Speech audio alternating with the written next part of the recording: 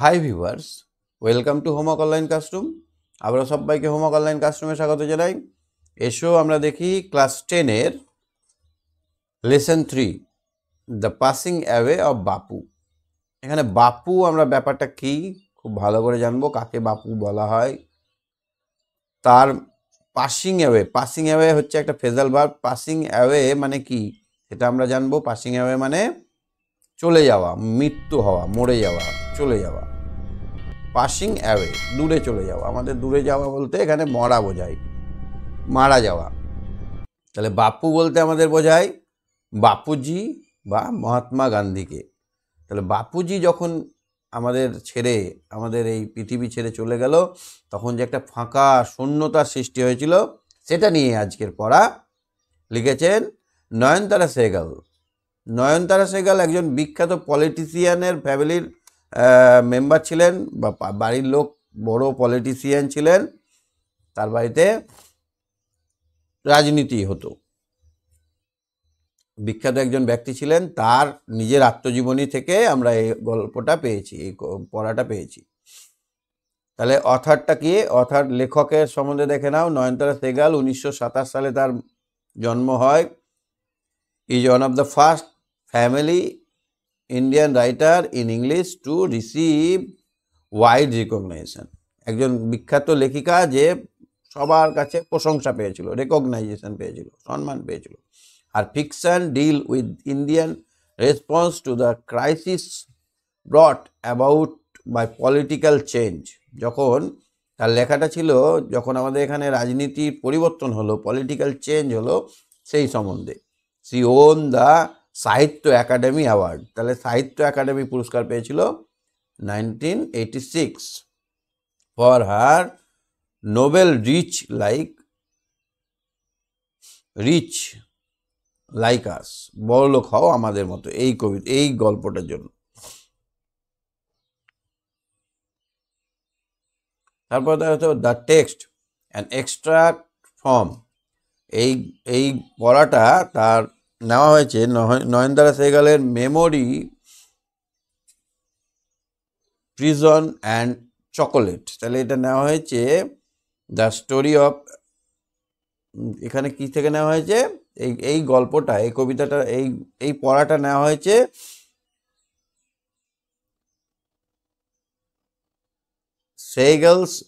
Nayantara Sahgal's memoir prison and chocolate cake.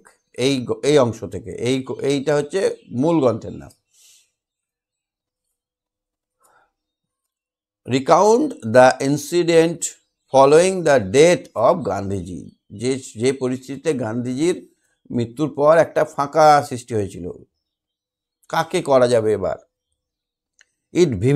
এটি ভয়ঙ্কর describe not only the author personal sense of loss.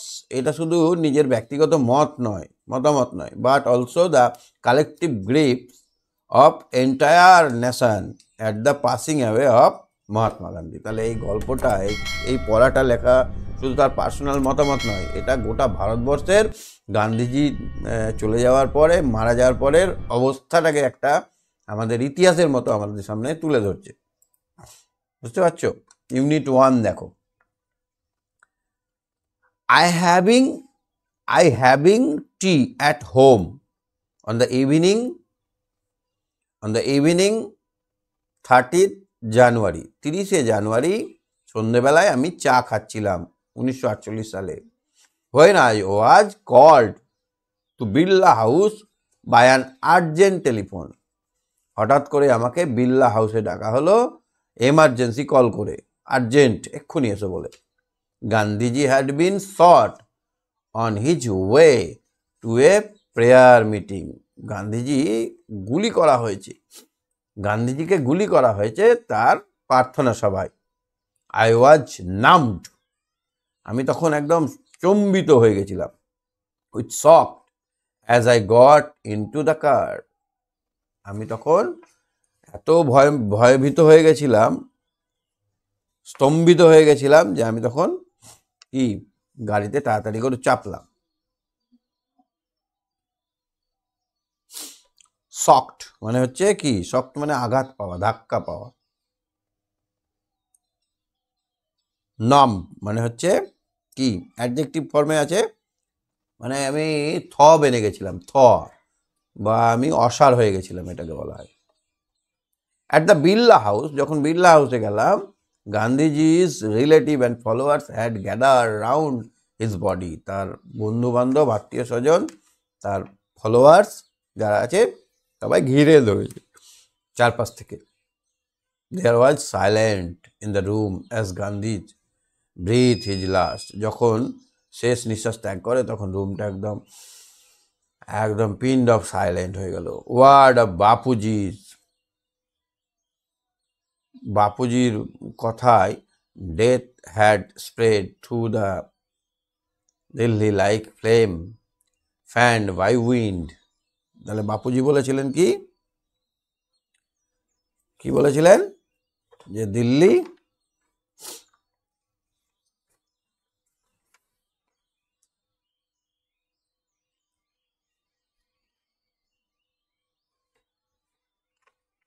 তাহলে এখানে কি বলছে দেখো, বাপুজির ভাষায় ডেথ হ্যাড স্প্রেড, মৃত্যু ছড়িয়ে যাবে, through the Delhi like flame, আগুনের মতো, ফ্লেম মানে শিখা, অগ্নিশিখার মতো, ফ্যান ফ্যান বাই উইন্ড, বাতাসে, বাতাসের মতো।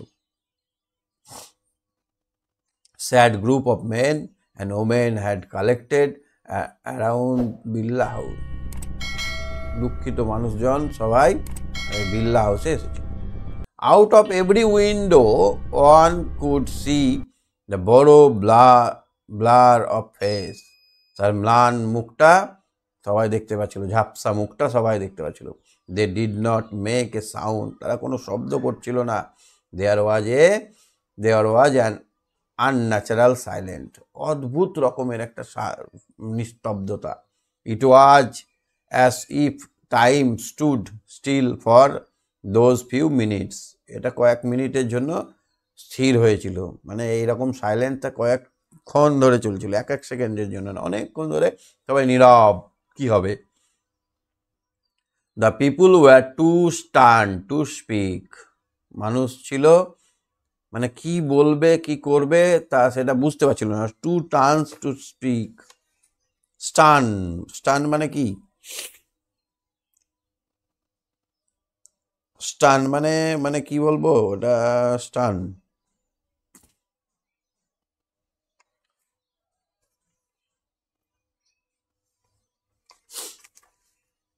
মানে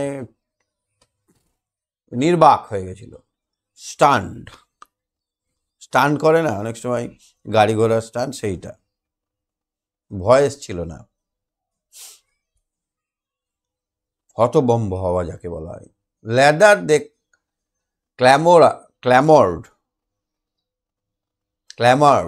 ক্ল্যামর্ড মানে হচ্ছে, তারপরে উচ্চস্বরে চিৎকার করতে শুরু করলো, অনেকক্ষণ ঠান্ডা হয়ে থাকলো, ওয়াইডলি একদম জোরে জোরে, শাউটিং অ্যান্ড ক্রাইং, হো হো করে কাঁদতে শুরু করলো।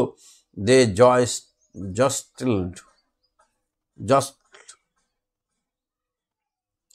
তারপরে ধাক্কাধাক্কি করতে শুরু করলো। On another in the stamp to break into the house, সেই ঘরটাকে ভর্তি করে ভেঙে দেওয়ার মতো করে একদম জোরে জোরে ভাঙার জন্য।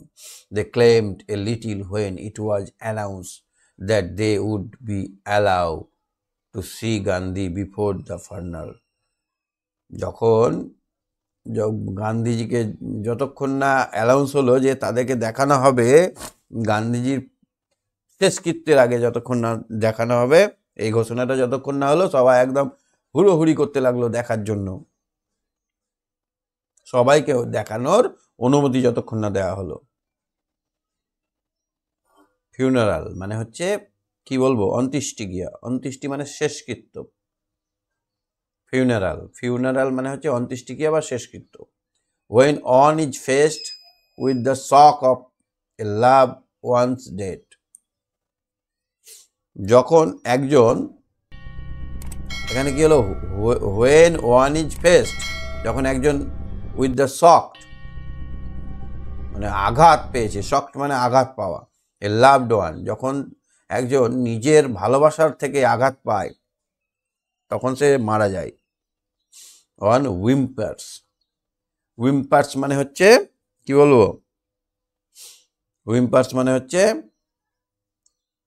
গুমড়ে গুমড়ে কাঁদা, ফুপিয়ে কাঁদা। উইম্পার্স মানে হচ্ছে ফুপিয়ে ফুপিয়ে কাঁদা।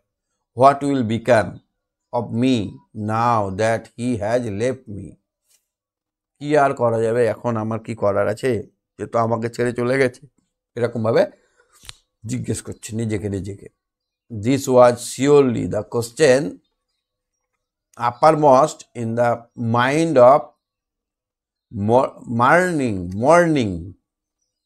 মর্নিং মানে হচ্ছে স্মরণকৃত, মর্নিং মানে হচ্ছে শোকারত বা যারা স্মরণ করতে এসেছে এরকম মানুষ, সবার মনে সেই কোশ্চেন যে এখন কি করা যাবে।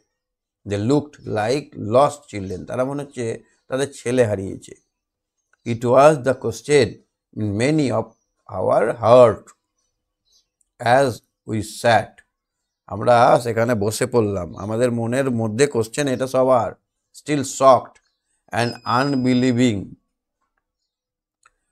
এটা আমাদের কাছে খুবই আশ্চর্যজনক, হতাশাজনক এবং অবিশ্বাস্য ছিল। We listened to the broadcast telling the people of India that their Bapu was no মোর, আমরা সবাই টিভিতে ব্রডকাস্ট দেখছি, প্রচার হচ্ছে সরাসরি সম্প্রসারণ, এখানে দেখছি যে বাপুজি আর নেই আমাদের মধ্যে।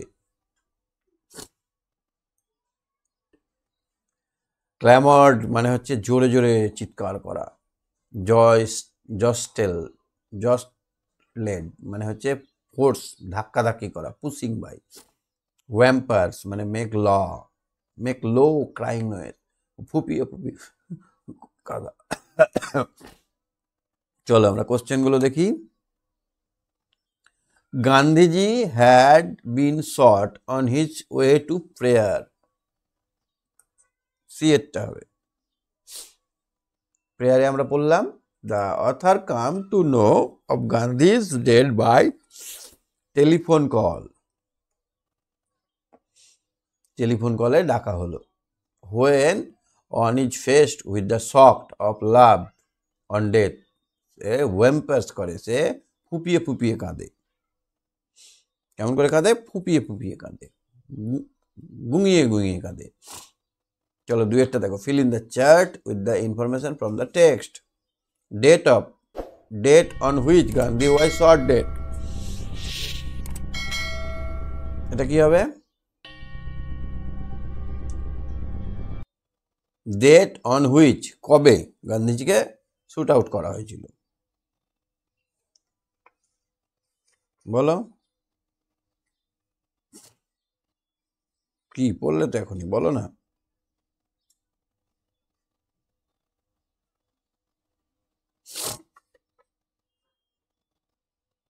30 জানুয়ারি, কত? 30শে জানুয়ারি। এখানে দেখো লেখাই তো আছে, আমরা তো পড়লাম, এখনই মনে রাখতে হবে তো। এই দেখো সন্ধেবেলায় 30শে জানুয়ারি, 30th জানুয়ারি। তারপর এটা দেখো তো, place where Gandhi breathe his last, কোথায় গান্ধীজি শেষ নিঃশ্বাস ত্যাগ করেছিল? বিড়লা হাউস, বিড়লা হাউস, তাহলে শেষ নিঃশ্বাস ত্যাগ করেছিল বিড়লা হাউসে। তারপরে information given by the broadcast, Bapuji was no more, কি বলেছিল ব্রডকাস্টে? বাপুজি, এই দেখো এই কথাটা, এই তো এই কথাটা, Bapuji was no more, Bapuji was no more, তাহলে বোঝা গেল। চলো তিনেরটা করো।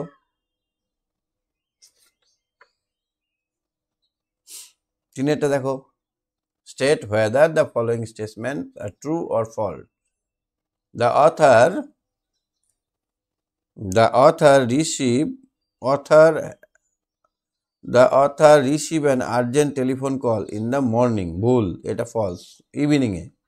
সাপোর্টিং স্টেটমেন্ট কি হবে? সাপোর্টিং স্টেটমেন্ট দেখো কোনটা হচ্ছে, এই দেখো এইটা, I was having tea, এই দেখো ইভিনিং লেখা আছে না, এই লাইনটা লিখে দিতে হবে ওখানে, ইভিনিং কথাটা বলেছে। People attempt to break into the Birla house. পিপুলরা একদম ঢুকে যাওয়ার চেষ্টা করছিল বিড়লা হাউসে, ঠিক না ভুল? এটা ঠিক।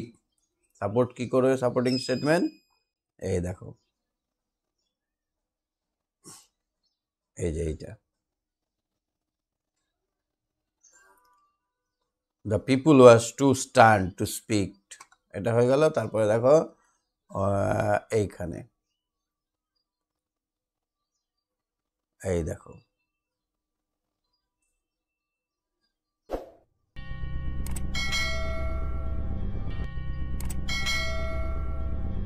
এই আর্নাচলাল সাইলেন্সের পরেই এটা হবে।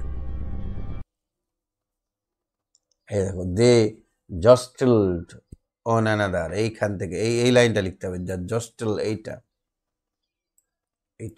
ঠিক আছে। তারপরে দেখো, the news of Gandhi's death did not shock the people, এটা ভুল। শকড হয়েছিল, মানুষগুলো শকড হয়ে গেছিল, গান্ধীজি বলে এত বড় একটা মানুষ। এই দেখো, they look like lost children, এই লাইনটা পুরো লিখে দিতে হবে একদম, বুঝতে পেরেছো? They look like lost children, it ওয়াজ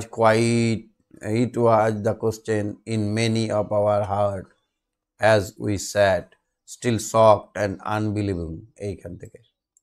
তাহলে তারা শকড হয়েছিল, হ্যাঁ। আচ্ছা, তাহলে পরের দিন আমরা ইউনিট 2টা দেখবো, ঠিক আছে?